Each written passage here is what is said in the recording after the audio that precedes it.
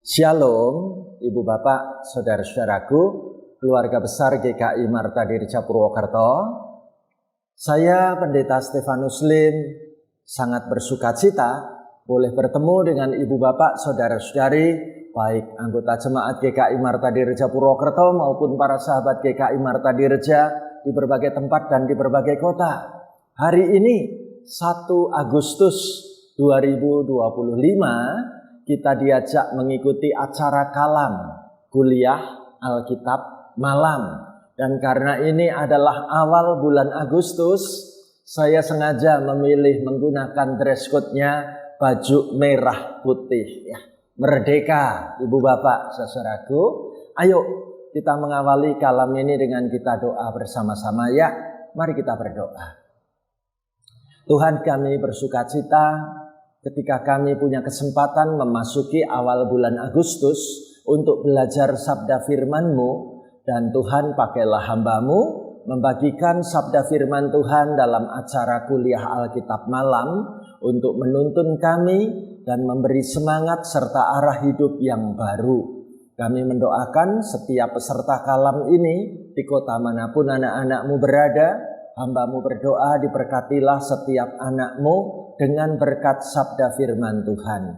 Sekarang kami siap mengawali kuliah Alkitab malam ini. Sekarang kami telah siap membuka hati untuk belajar, mengerti dan mendalami sabda firman-Mu. Berkatilah kalam online di malam hari ini. Dalam nama Tuhan Yesus kami sambut berkat firman-Mu. Haleluya. Amin.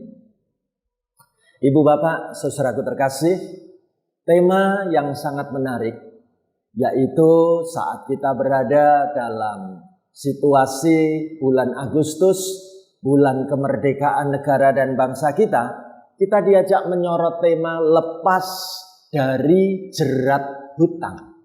Nah, kita nanti akan belajar firman Tuhan dari kitab 2 Raja-Raja 4 ayat 1 sampai dengan ayat yang ke-7.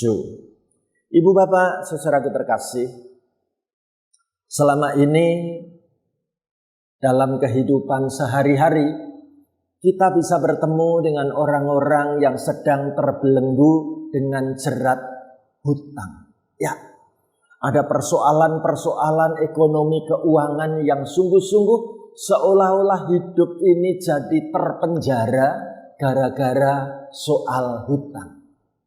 Dan pasti kita merindukan bagaimana dalam perjalanan hidup kita boleh nanti saatnya merasakan indahnya keluar dari jerat hutang. Ya, nah untuk itulah hari ini Ibu Bapak, Saudara-saudari mau diajak sama-sama belajar bagaimana Alkitab mau menuntun kita supaya kita bisa mengelola keuangan dengan baik. Ya, siap Bapak Ibu? Ayo kita ikuti kalam yang menarik saat hari ini.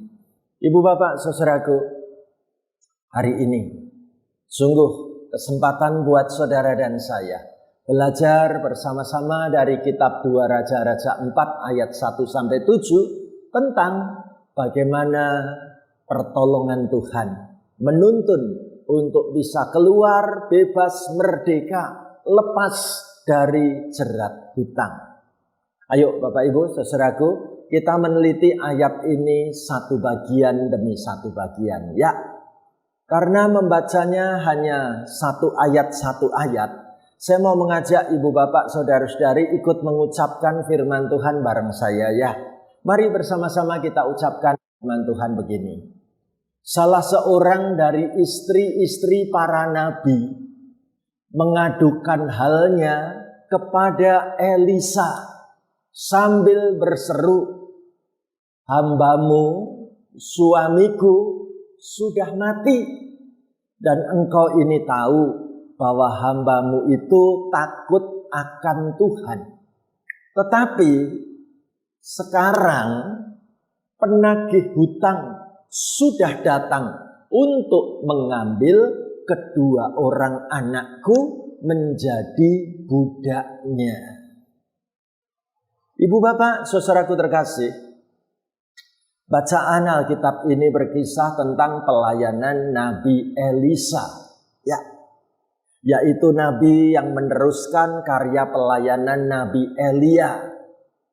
Nah, pada saat Nabi Elisa melakukan tugas pelayanannya, Alkitab menceritakan bagaimana hari itu Nabi Elisa didatangi oleh seorang istri dari nabi yang telah meninggal.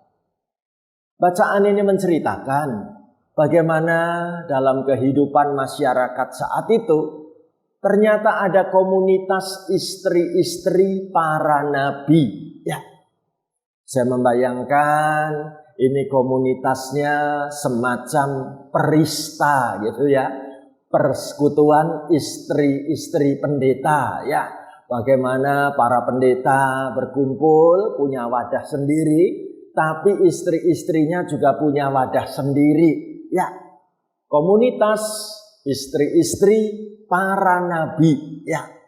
Jangan salah, tiap nabi istrinya satu ya. Jadi itu sebabnya ditulis seorang dari istri-istri para nabi ya.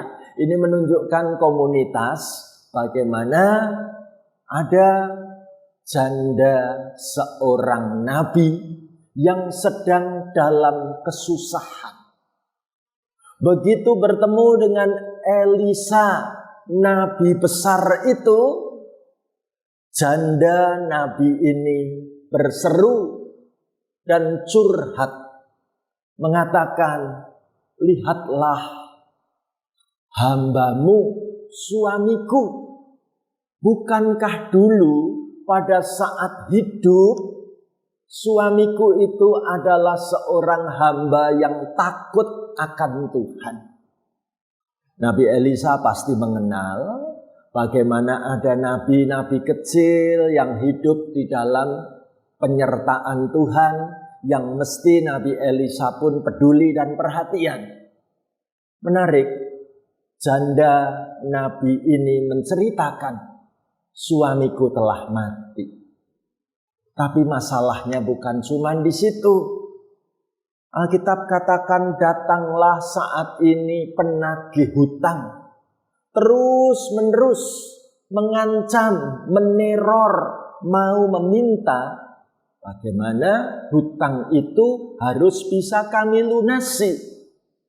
Dan Alkitab menceritakan, kalau sampai nggak bisa bayar hutang, maka nanti cara membayarnya adalah 2 orang anakku harus diambil paksa untuk dijadikan budak belian sebagai pengganti hutang.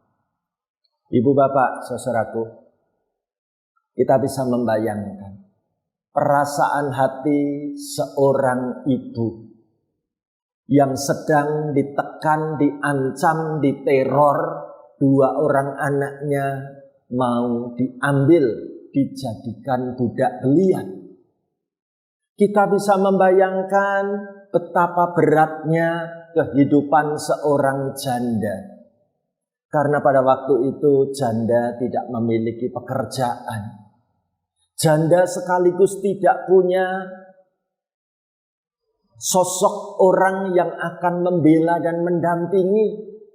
Maka ia berseru kepada hamba Tuhan supaya Elisa sebagai hamba Tuhan mau memberi pertolongan kepadanya. Kita bisa membayangkan perjumpaan ini adalah perjumpaan saat seorang janda nabi benar-benar merasakan pahitnya hidup, beratnya masalah, tekanan hidup yang sangat sulit, bahkan ketakutan, kegelisahan yang luar biasa. Kita bisa membayangkan, mungkin sudah cukup waktu bermalam-malam ibu ini gak pernah bisa tidur. Sebagai seorang janda, ia tetap mesti melindungi 2 orang anaknya kan. Tetapi penagih hutang itu terus-menerus mendatanginya.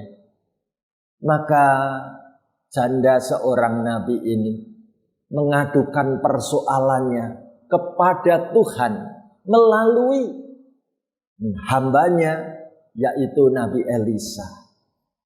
Ibu bapak, saudaraku, semua isi hatinya disampaikan, dicurahkan di hadapan Tuhan yang mengirim Elisa sebagai nabi besar.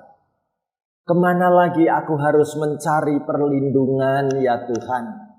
Kemana lagi aku mesti mengadukan persoalan hidupku? Semua jalan sudah buntu dan sepertinya tidak akan ada yang bisa menolong aku.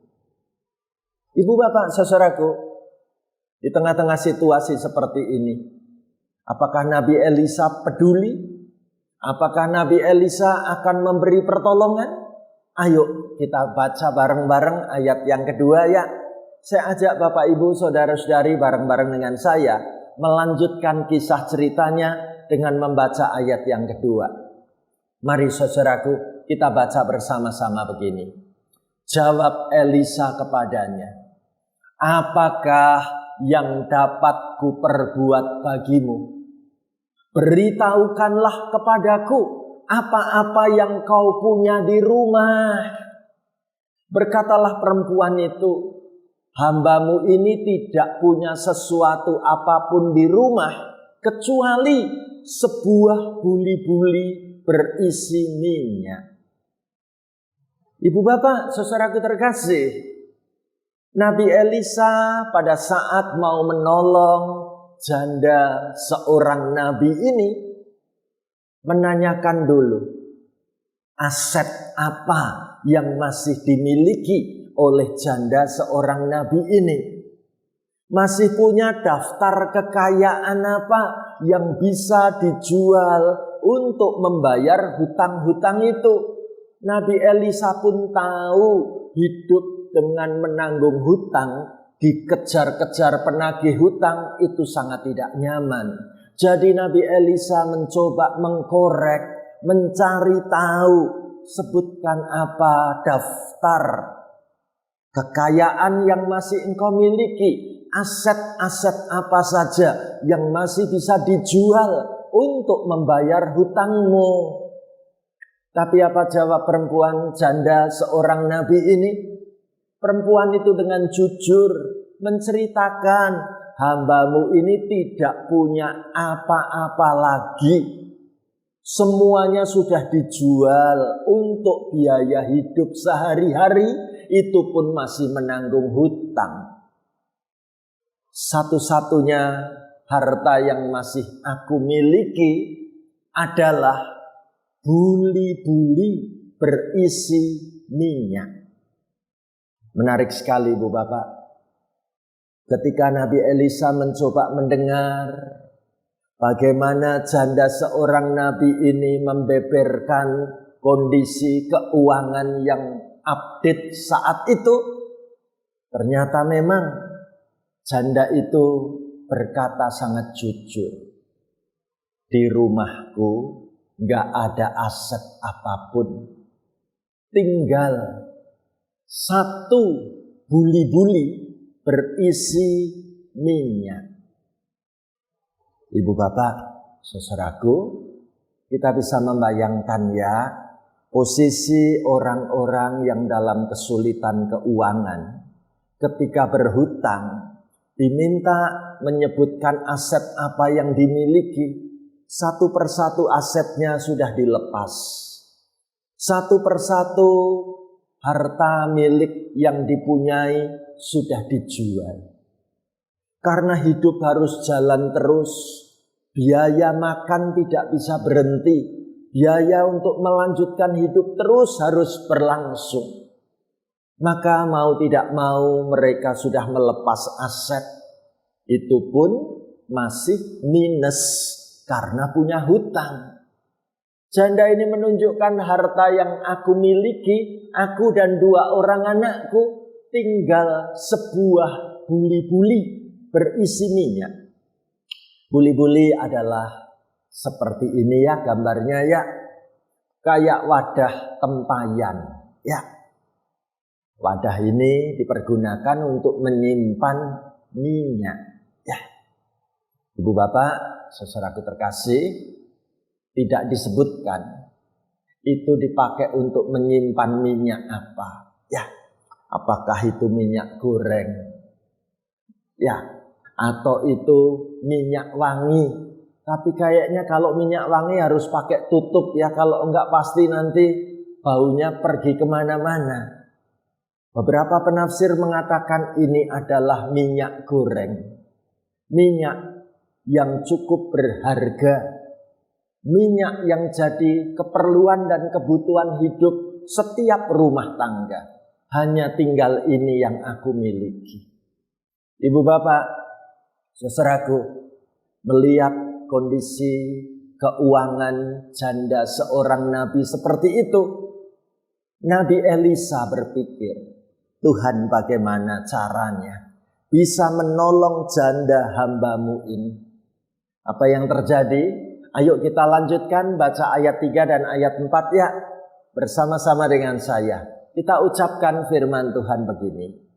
Lalu berkatalah Elisa, pergilah, mintalah bejana-bejana dari luar, daripada segala tetanggamu, bejana-bejana kosong, tapi jangan terlalu sedikit. Kemudian masuklah, tutuplah pintu sesudah engkau dan anak-anakmu masuk. Lalu tuanglah minyak itu ke dalam segala bejana. Mana yang penuh, angkatlah. Ibu bapak, saudaraku terkasih, Nabi Elisa menyampaikan tugas. Bagaimana Tuhan menghendaki supaya janda seorang nabi ini pergi mendatangi tetangga-tetangga untuk minta bejana-bejana kosong. Ya, Nabi Elisa perintahkan minta atau pinjam bejana-bejana kosong itu jangan terlalu sedikit.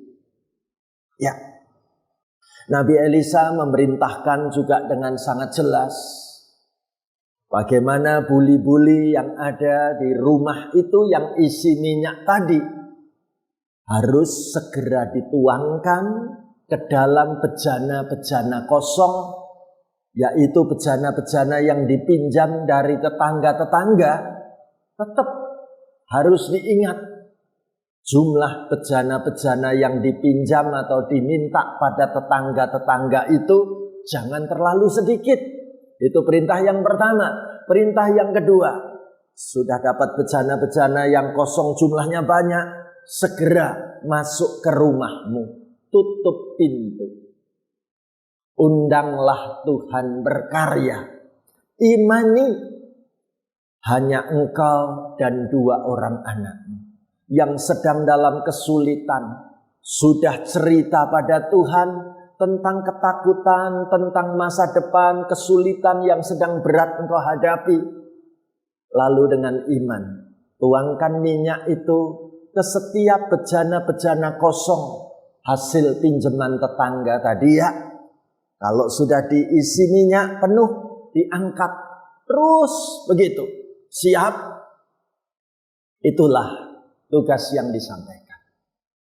Nabi Elisa sebagai seorang hamba Tuhan ingin melibatkan Tuhan untuk menolong janda Nabi ini. Untuk mengajari supaya janda Nabi dan 2 anaknya juga mengandalkannya pada Tuhan. Ya, bukan mengandalkan pada pertolongan manusia. Bagaimana dalam hal ini berlaku prinsip ora et labora. Ya, berdoa dan bekerja. Beriman dan berusaha. Itu yang Nabi Elisa perintahkan untuk janda Nabi bersama dengan 2 orang anaknya. Apakah janda Nabi ini memiliki iman seperti suaminya? Apakah janda seorang nabi ini akan juga memiliki pengharapan iman seperti almarhum suaminya ketika masih hidup dulu? Mari kita lihat apa yang dilakukan janda miskin ini. Janda nabi ini ketika mendapatkan tugas beriman dalam situasi yang sulit. Bagaimana Nabi Elisa kasih tugas yang sama sekali masih dalam situasi tanda tanya. Apakah benar Tuhan akan membela hidupku dan keluargaku? Benarkah akan ada terjadi mukjizat dalam situasi keuangan yang sulit di tengah keluargaku? Ibu bapak saudaraku, inilah bukti istri janda nabi itu sungguh ternyata punya iman yang juga kuat seperti almarhum suaminya dulu. Mana buktinya? Ayo kita baca ayat 5 bareng-bareng ya. Kita ucapkan firman Tuhan begini. Pergilah perempuan itu daripadanya. Ditutupnyalah pintu sesudah ia dan anak-anaknya masuk. Dan anak-anaknya mendekatkan bejana-bejana kepadanya. Sedang ia terus menuang. Lihat. Janda seorang nabi dan 2 orang anaknya sedang mengerjakan tugas beriman. Bagaimana keluarga kecil ini mesti sungguh-sungguh meletakkan iman menjadi kekuatan di saat hidup sudah tidak ada lagi harapan. Luar biasa. Janda nabi itu segera pergi dari Nabi Elisa. Berpamitan. Dan kemana ia pergi? Tugas yang pertama pasti dia kerjakan. Mendatangi tetangga-tetangga sekitar. Boleh aku minta atau aku pinjam bejana-bejana kosong yang sudah tidak terpakai. Aku minta, aku pinjam wadah-wadah yang sudah saat ini tidak lagi ada isinya. Boleh aku pinjam, aku minta. Dan lihat. 3 orang anak Tuhan ini. Janda seorang nabi dan 2 orang anaknya. Mencoba mempraktekkan iman dalam perbuatan. Perempuan itu mengajak 2 anaknya minta pinjam ke tetangga-tetangga supaya dikasih bejana-bejana kosong. Dan setelah lengkap. Mereka masuk ke rumah.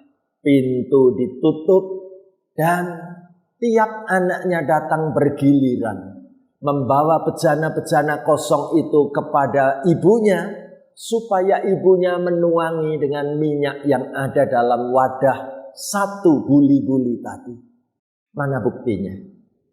Inilah yang dilakukan. Bagaimana ibu dengan 2 orang anaknya sudah dapat bejana-bejana kosong. Mereka berdua sepakat kita akan beriman sebagai keluarga seorang hamba Tuhan. Kita ini punya papa seorang nabi. Seorang hamba yang melayani Tuhan sampai akhir hidupnya. Tuhan pasti tidak akan mengecewakan kita, nak. Peranan seorang mamah yang luar biasa. Mengajari 2 orang anaknya tetap beriman teguh. Ya, mencoba beriman dan ini yang terjadi. Mereka masuk rumah dan lihat pintu sudah ditutup. Ini yang terjadi adalah di dalam ruangan rumah kami. Kami bertiga sedang berseru minta pertolongan-Mu Tuhan. Berikan mukjizat kepada kami ya Tuhan. Dan apa yang terjadi saudaraku? Ayo. Luar biasa. Supaya kita tidak salah paham. Kita mesti melihat catatan dari Amnon Bentor. Dalam buku yang namanya The Archaeology of Ancient Israel. Dituliskan 2 hal. Ya. Yang pertama, satu bejana kecil itu biasanya isinya sekitar 1-3 liter. Ya. Kalau pinjam atau minta ke tetangga tadi dikasihnya bejana kecil, itu dapatnya 1-3 liter. Tapi kalau minta dikasih atau pinjam bejana besar, isinya bisa sampai 10 dengan 20 liter. Para ahli tafsir sepakat mengatakan bejana-bejana yang diminta atau dipinjam dari tetangga-tetangga itu pasti ukurannya beda-beda, ya. Tidak seragam, tidak sama persis, ukurannya lain-lain. Tapi apapun ukurannya, kami bawa masuk ke dalam rumah kami. Dan lihatlah apa yang terjadi, saudaraku. Ibu ini sedang mengerjakan mukjizat Tuhan di hadapan 2 orang anaknya yang masih kecil-kecil. Sambil terus berseru melakukan tindakan iman. Aku menuang minyak ini masuk ke setiap bejana. Dan kalau bejana itu didekatkan anaknya untuk minta diisi minyak dalam buli-buli dari mamahnya, pasti langsung dituang. Dan apa yang terjadi, saudaraku? Bejana-bejana hasil pinjaman tetangga itu semua diisi penuh, dibawa oleh anaknya, ditaruh di tempat yang aman di dalam rumah itu. Dan sekarang kita lihat apa yang terjadi. Yuk kita baca ayat yang ke-6 bareng-bareng ya. Mari kita ucapkan firman Tuhan begini.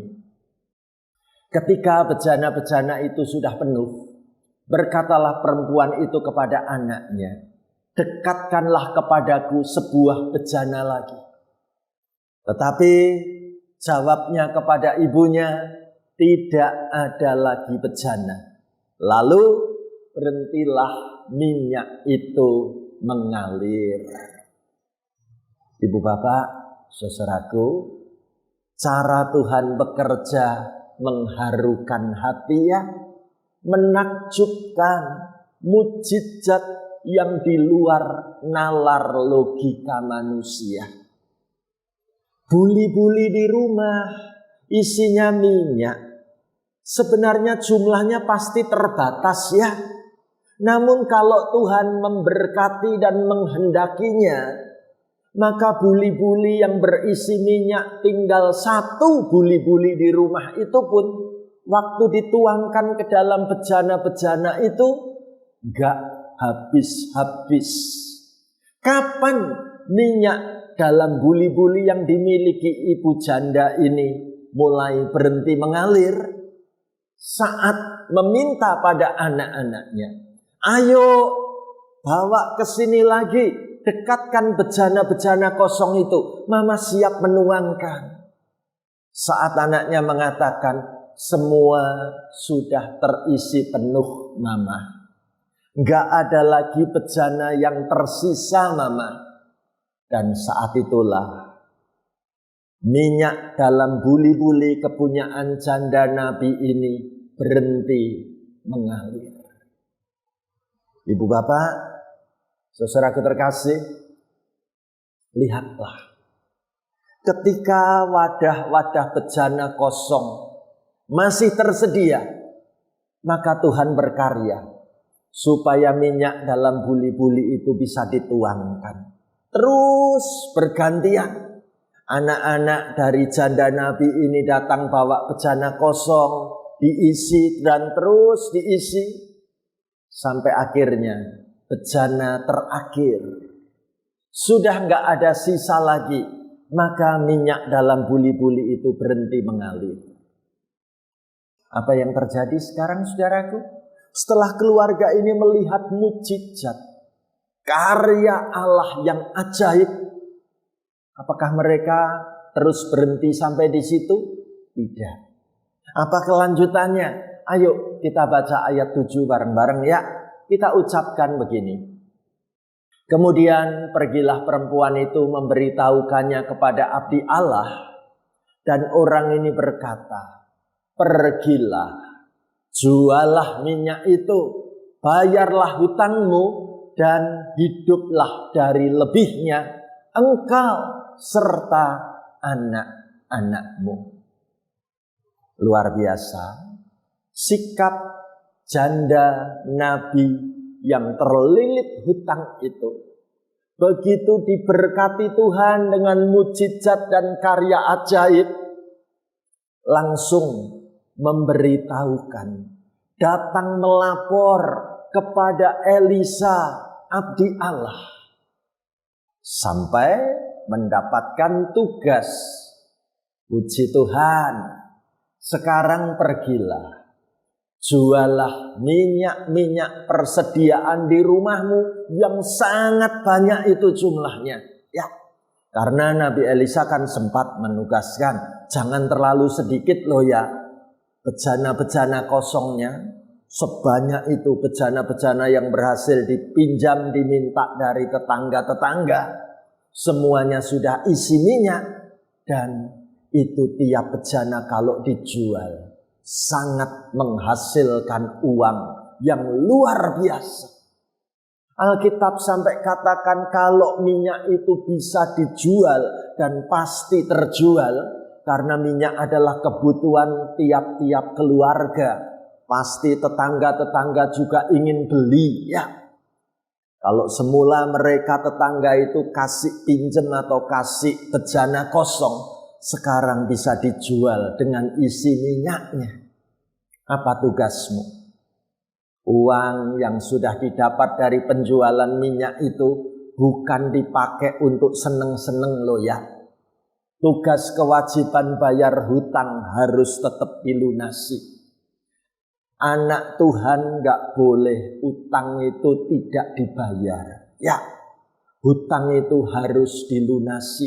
Apalagi engkau seorang janda Nabi, seorang janda hamba Tuhan. Bayarlah hutangmu. Dan yakinlah, bagaimana engkau masih punya kelebihan uang. Anak-anakmu tidak jadi dijual jadi budak. Hasil lebihan dari penjualan minyak itu mesti engkau pakai untuk hidupmu dan anak-anakmu. Apa artinya kalimat hiduplah dari lebihnya? Artinya janda Nabi ini sekarang sudah punya modal. Engkau perlu bekerja menggunakan modal uang ini. Ya.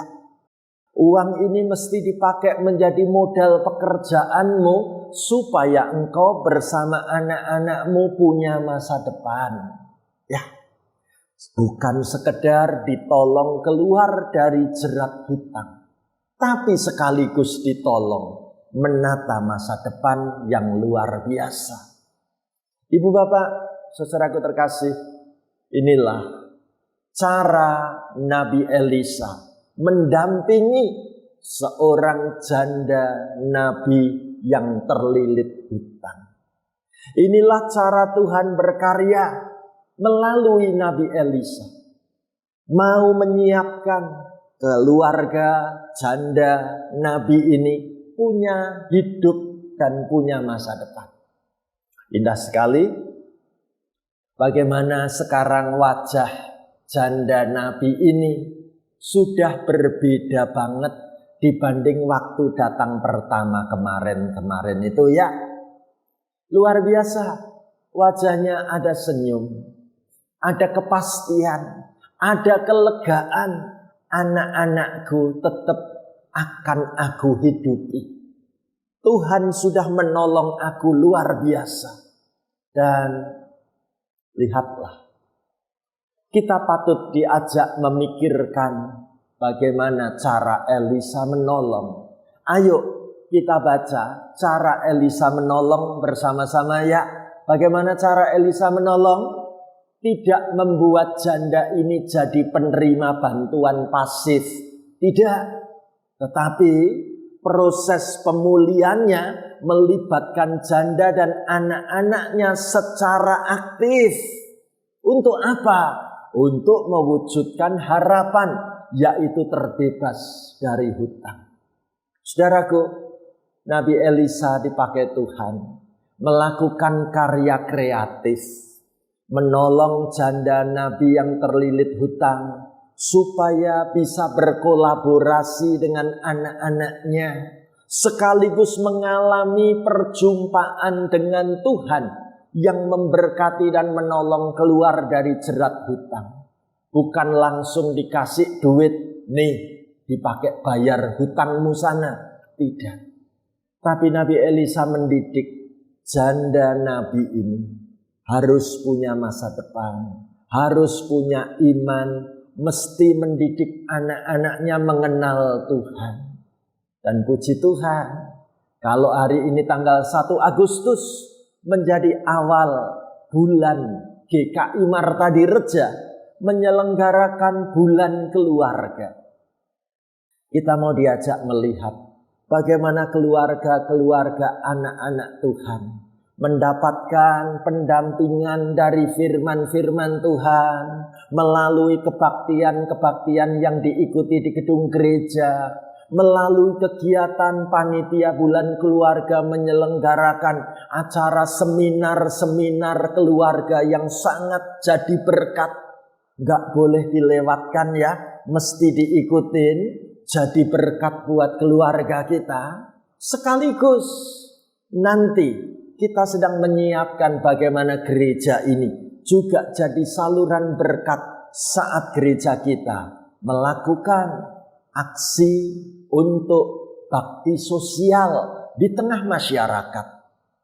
Bagaimana gereja ini boleh menjamu orang-orang yang tidak mampu menikmati makan siang di gereja, di tempat kita berada. Bagaimana gereja ini menolong dengan menyediakan sembako murah yang bisa dibayar dengan harga murah untuk melanjutkan hidup orang-orang yang membutuhkan. Bagaimana gereja kita menyediakan pakaian layak pakai yang bagus-bagus dijual dengan harga murah untuk menolong keluarga-keluarga ini bisa berpakaian dengan nyaman dan baik. Dan puncaknya akan kita rayakan tanggal 3 September, tanggal ulang tahun GKI Martadireja. Puji Tuhan Ibu Bapak, saudaraku, hari ini saudara dan saya diajak melibatkan Tuhan Yesus masuk dalam keluargaku. Ayo kita buka pintu rumah tangga kita. Mari Tuhan, masuklah dalam keluargaku. Bersama Tuhan ada pertolongan. Bersama Tuhan ada mujizat. Di dalam Tuhan selalu ada jalan keluar. Bahkan bagaimana saat bulan Agustus kehidupan ekonomi keluarga anak-anak Tuhan diberkati hingga lepas dari jerat hutang. Sesuatu yang luar biasa. Dan satu hal yang indah. Hari ini ada satu ayat super untuk kita semua. Ya, yuk kita baca Amsal 23 ayat 18 ya. Jadi ayat pegangan hidup kita memasuki bulan Agustus. Apa bunyinya? Kita baca bersama-sama begini. Karena masa depan akan ada dan harapanmu tidak akan hilang. Puji Tuhan, keluarga kita punya masa depan. Harapan-harapan tidak akan terhilang. Ayo kita minta Tuhan menolong, Tuhan menyertai, dan Tuhan memberkati tiap-tiap waktu. Puji Tuhan, teriring doa dan salam hangat saya untuk ibu bapak, saudara-saudari semua. Tuhan menolong, Tuhan menopang, masuk bulan Agustus dengan iman dan dengan kekuatan Tuhan. Haleluya. Amin. Mari kita berdoa bersama. Terima kasih Tuhan Yesus, kami boleh menerima firman-Mu. Biarlah sekarang firman-Mu jadi pertolongan buat kami. Firman-Mu menolong dan memulihkan keadaan keluarga anak-anak-Mu. Khususnya hamba-Mu berdoa buat keluarga-keluarga yang sedang memiliki kesulitan-kesulitan ekonomi. Tuhan tolong, Tuhan pulihkan, dan Tuhan berkaryalah, nyatakan mujizat-Mu. Selalu ada harapan dan selalu ada masa depan. Tidak ada yang mustahil bagi-Mu Tuhan. Terima kasih, hamba berdoa untuk semua peserta kalam ini, diberkati, ditolong Tuhan, dipulihkan, dan kami siap hidup bersama, melibatkan Tuhan di tengah rumah tangga kami. Di dalam nama Tuhan Yesus kami doa bersama-sama. Haleluya. Amin.